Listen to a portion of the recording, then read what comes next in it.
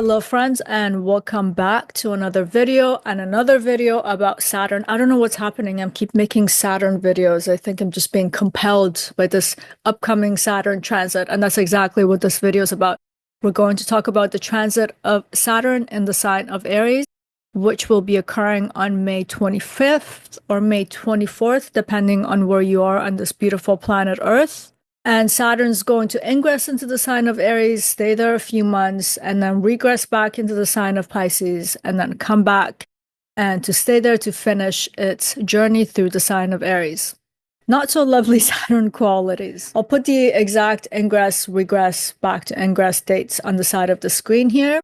And when applicable, I'll put the significations of Mars and Aries so I don't have to say them out loud so this video becomes super duper long. I want to keep it fairly short today, because I'm going to keep coming back and making more videos until this ingress is done. And of course, for the next 2.5 years, many other videos as Saturn makes conjunctions and aspects. Now, I wanted to do this warm-up video, maybe to warm up my own engines, but it's also a monumental placement because we're talking about one of the debilitations in astrology. While Saturn's exalted in the sign of Libra, it comes to be debilitated and loses a lot of its power in the sign of Aries. And what's going to happen here is that we're going to see two of the greatest malefics in astrology, which are Saturn and Mars, coming into a dialogue for quite a long time because Mars is the ruler of Aries. So whatever Saturn does, whatever Saturn can do, it's always going to be contingent on the condition of Mars.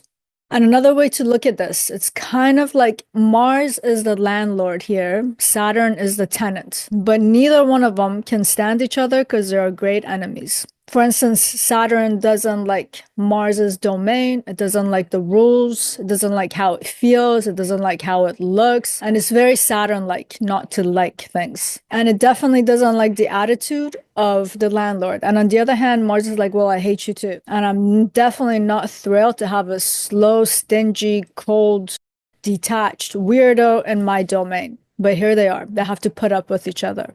And there's another reason why I wanted to make this introductory videos because I'm watching some delineations of Saturn in the sign of Aries. And to be quite honest with you, I'm a little bit shocked that there's so much smoothing the rough edges of this placement, sugarcoating it, or trying to extract some sort of a pleasant meaning out of it. Now, I don't think that we should fear this placement. I don't think we should fear anything in astrology, but we do need to understand that astrology is a symbolic language, and that language has system. The system of astrology has a certain set of rules, and if we want to play this game right, which means to interpret this language, we have to apply the rules. We have to understand what each symbol is actually saying, not what we prefer it to say, but what it actually says. And I think we're doing a disservice to the system and a disservice to ourselves if we want to understand something,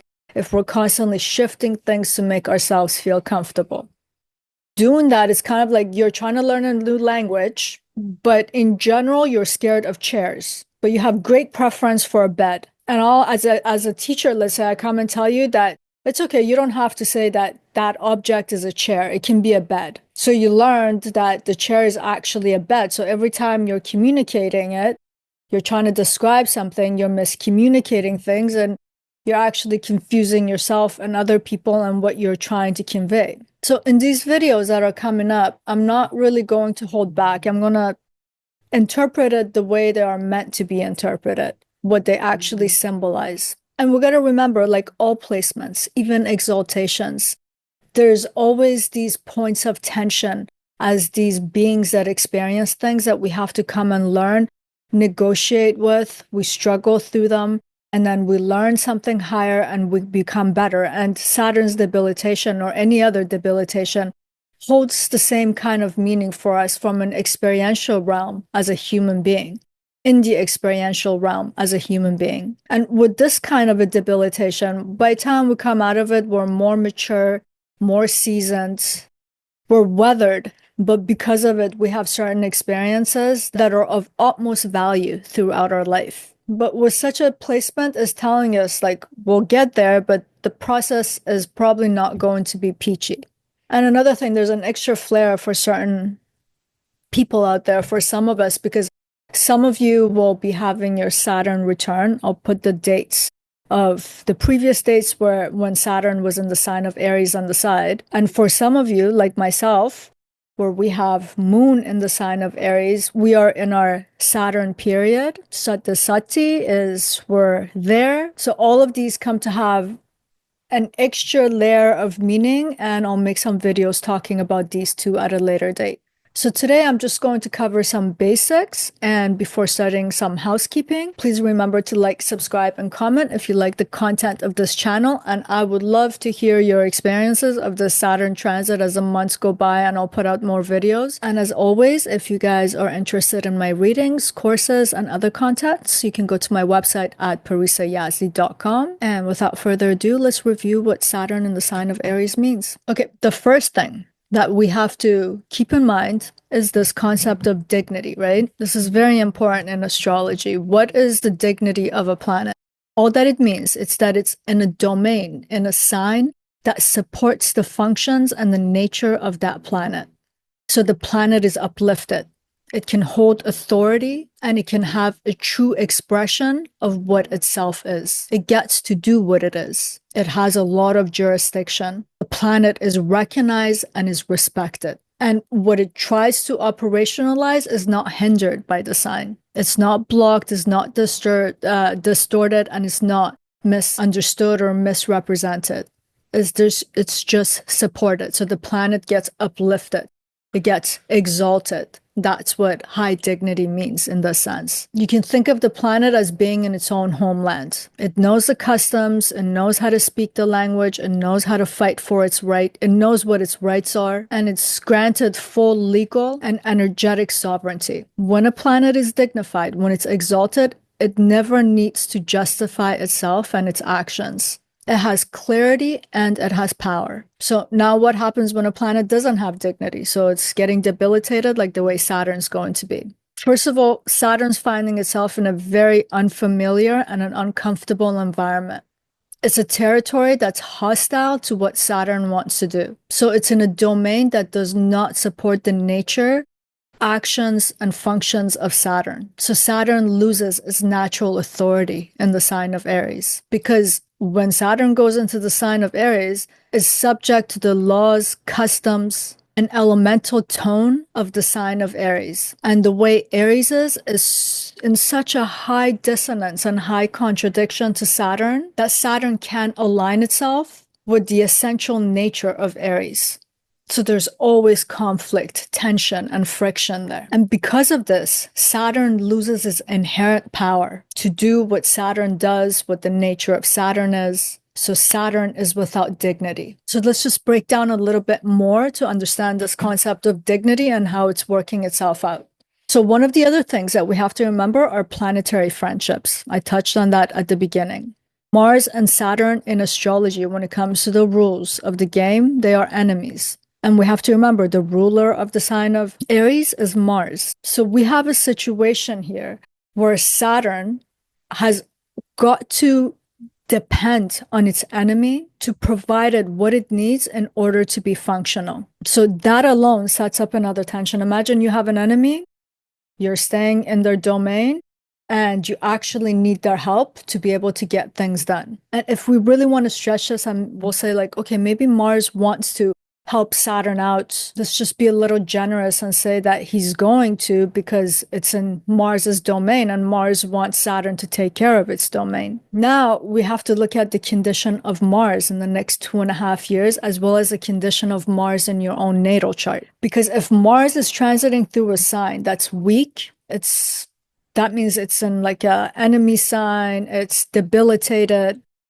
it's conjunct planets that are contradictory to its own nature. Mars loses its own strength. Then we can think of Mars here. Saturn's like, yo, dude, I need $10 here in your domain to take care of it. Mars is like, I'm broke, dude. I don't even have $2, and you want $10? I have nothing to give you. So the condition of Saturn, if Mars, if it's not in a good condition, it doesn't have enough to give to Saturn, and Saturn's already an enemy, and Mars doesn't really want to help Saturn in the first place. So that kind of a tense dynamic becomes even more tense. Right now we're doing good. Mars is in the sign of Leo. Mars is dignified. Mars has a lot of power. It could have more because the sun is in Taurus and it's not getting enough support from the sun. This is the beauty of astrology. You have to follow through and look at how everything's leading another thing. But at the moment, when Saturn makes that ingress, Mars is in a pretty good shape. But in the next 2.5 years, Mars is going to go through some funky signs too, where Saturn has zero means. It's like that signification of Saturn that it signifies poverty. Saturn itself is impoverished. And it's in a demanding sign that it's already having a hard time with. So it's going to create very strange situations. That's something we have to keep in mind. So we can say that Saturn in Aries is very much subject to the mood and the mode that Mars is going through. So yeah, Saturn by itself is having a hard time in Aries, but what is the condition of Mars should be at the forefront of our mind every time we want to interpret the Saturn in Aries. One of the blessings, Mars finished its debilitation in Cancer while Saturn was still in the sign of Pisces and they were making a trine. Imagine Saturn was in Aries and Mars was going through its debilitation in Cancer, making a square. That would not have been a fun situation. So by the time we get out of this whole cycle of Saturn, maybe towards the end of it, I have to double check. We may encounter a Mars retrograde, but it's still not going to be in the sign of Cancer. All I'm trying to say here is that the rhythm of Saturn is very much determined not by what it wants to dictate itself, but what Mars is dictating to it. So Saturn here has to adapt to the sign of Aries and to the ruler of Aries, which is Mars. And you know what? We might sit back and say, well, that's not such a bad thing. I mean, like, this planet of restriction, negativity, failure, bad luck, cynicism, pessimism, poverty, scarcity, it's losing its power. Maybe that's a good thing.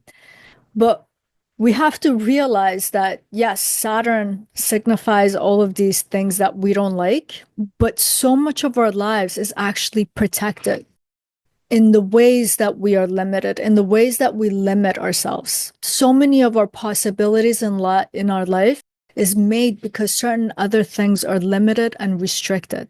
Saturn is our ability to say no. Imagine we said yes to everything. We'll be ruined. So in the sign of Aries, Saturn's losing the ability to protect us in the way Saturn limits, negates, says no. And if you think about it, every choice that we make, every one choice is a negation of a countless other things. Otherwise, we would not be able to make that choice.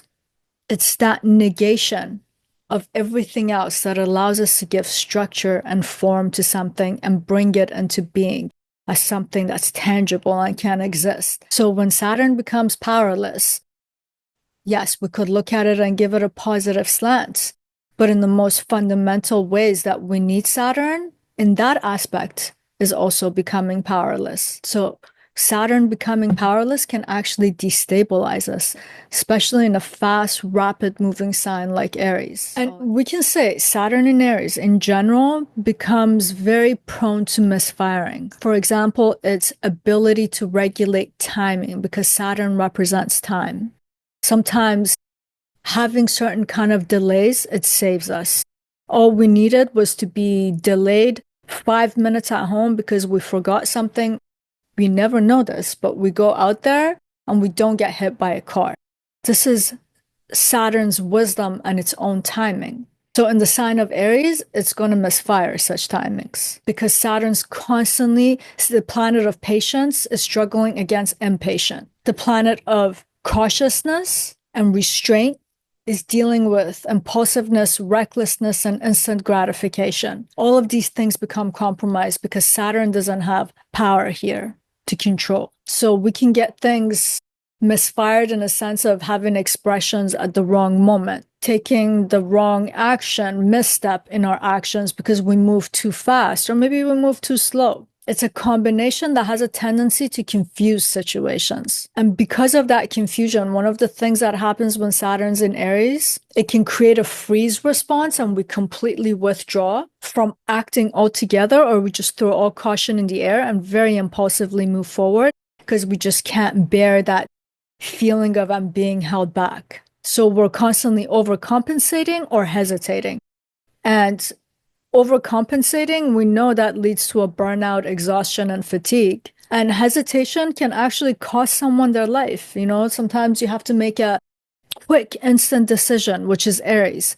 And Saturn sitting there, you're like, this way or that way, boom. These are the kinds of things that can come out of Saturn and Aries. So activation of Saturn in the sign of Aries, because of this tension, this friction, this step on the gas and the brake at the same time kind of thing, can create a lot of actions that are out of context or results that feel like they're out of context. They're not properly framed. And because Saturn's in the sign of Aries, many of Aries' core functions, such as initiation, drive, and assertion, self-assertion, they all end up missing the mark too.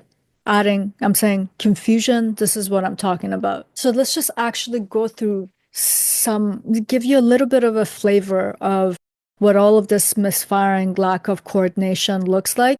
And then I'm going to wrap up this video and then come back to do a more extensive video like the way I have done for other planets and signs in terms of looking at the cardinal nature of Aries, the fire element of Aries, like the rules of the game. We'll apply them when Saturn's there and see what comes of it. But for now, let's just go through some of the basic feelings or modes that can come out of this combination, just so we get a feel for it. So in Aries, there's always a very strong drive to act. And what Saturn does, generally, as Saturn does, is to create a feeling of fear and failure, as well as the feeling of being rejected, or I'm going to be rejected if I do something. So when Saturn comes into Aries, we can see that these different ways of being are being combined. So it can create an inner tension where we could be sitting around and saying, I really want to start something. I really want to start doing this, but I don't even trust the ground beneath me. So there's a lot of second guessing one's own instincts, the drive that one has. There's a lot of hesitation and delays that we cause for ourselves. We want to act, but we don't want to fail. And they get combined, and in that way, they bring on a certain kind of an abnormal fear. And Saturn has to do with abnormality and fears. Another thing that can come out of this during this transit, we can become our own worst inner critic. Because the sign of Aries has a lot to do with our individual self. And Saturn, we can think of it as our inner judge in general. That's very criticizing, cynical. It can even be pessimistic. It's detached, it's cold. At best, it wants to be objective and rational. And when it comes into the sign of Aries, the parts of us that speak to us out of our instincts gets judged very harshly. So in a way, when Saturn comes here, it's not like the world out there is blocking us. If we pay attention in the next 2.5 years, we are often blocking ourselves. Like we're stopping things before the world even has a chance to say anything to us. Another thing that can come out of this, we can act without using that rational component and that objective nature of Saturn. So we're going to act impulsively because that's what happens in Aries. But then we're going to come to regret it, especially because of that misalignment of timing between how Saturn operates and how Aries operates. It's like we were not even coordinated in executing that action. And then we get the result that we really didn't want to get. And then there's a sense of internal feeling about it as a kind of a regret. Regret of actions becomes a theme when Saturn's in Aries. And it's ironic because if we hold back and we don't act, there are consequences for not acting. So that could also lead to regret. In a sense, action and restraint are just entangled in a knot that's very hard to undo it. So Saturn in Aries can become synonymous as a time period when we reflect back that's entangled with a lot of guilt, shame, and deep feelings of failure. It's exhausting. Another thing, I said this in the last video that I put up, I believe it was for Saturn in the first or second house, and the conversation of Aries came up. And I was saying one of the things that happens with Saturn and Aries, we can become very accident prone because Aries is igniting, set things into motion. I go now. Saturn wants to delay, but Saturn's powerless here. So we act without thinking. We act without proper assessments. We might even act as overcompensation, as I was saying earlier. So it's just acting at the wrong time, and they're gonna have consequences. We can also start to feel, I don't have a better word for it in this moment. I should think about it because the exact word is not arrogance, but a kind of a recklessness towards action, even a kind of a rebelliousness or a fight against the way we are restricted, not really taking the time to see, okay, is this restriction in my life? Is this limitation? Does it have a use value or not? We just want to constantly override it. And these kinds of things can make us somewhat accident prone. But these are things that we need to be aware of when Saturn's in Aries. And in other videos, I will talk about the strengths, as in terms of life lessons that can come out of this placement too. And just to touch on it right now. And I'll put a video montage of Saturn and Aries people, impressive list, a very impressive list. So once when we learn how to negotiate with this energy, it produces individuals with real inner gravity and resilience. They're strong. They can be grounded. They can be humble. It can make leaders who act with a great sense of timing, actually. People who understand the cost of their action, they're able to do that evaluation, the cost benefit, and people who don't flinch in the face of responsibility. But this kind of strength doesn't come easily. You know, I'm talking about people who have this in their natal chart, so they had a lifetime of negotiating with it. But in the next 2.5 years, we can extract similar lessons like that struggle and tension that's created here. It can forge an impressive human being, an impressive kind of an identity and a sense of self.